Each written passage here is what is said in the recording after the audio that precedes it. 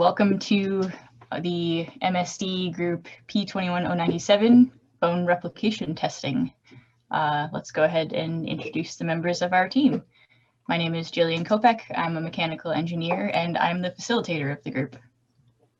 I'm Abby Fettner. I'm a biomedical engineer and I'm the project manager. I'm Pamil Richards. I'm a computer engineering major and I am the systems engineer.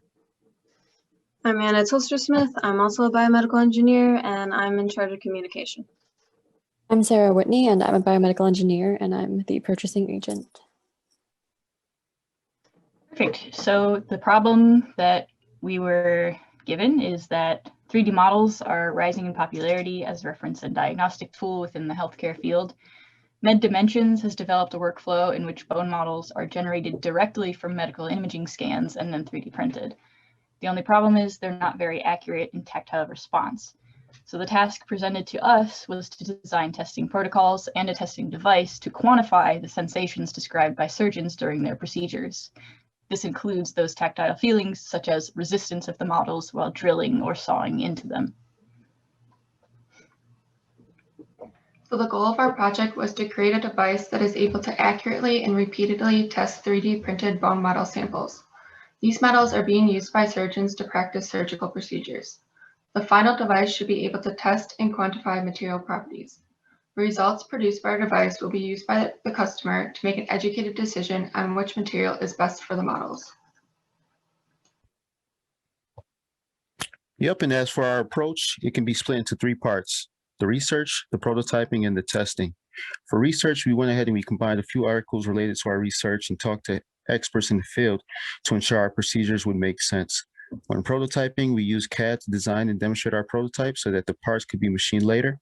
And for testing, we discussed and explored multiple material properties to test, including force, torque, and temperature.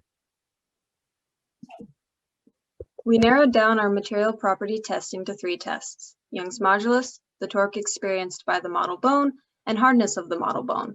We tested these properties using the tools listed on the slide. We haven't finished our project quite yet, but we've had some promising results so far. On the left, you can see some of our early temperature results, and on the right, you can see sort of how we approach getting these results. So what we expect to deliver is a portable device that can be given to a non-expert who can perform the tests according to a manual. These tests include hardness, torque, and Young's modulus. We will also provide the documentation from observations that were taken during the preliminary tests, including the melt test. All of the information and testing will help vets practice on the most realistic bone samples as possible. So some surprises along the way include working with real bone. Frozen bone is not ideal and it should be stored in the fridge and used within days. The fresher the better. However, we ran into the issue of having to find someone to supply these fresh bones.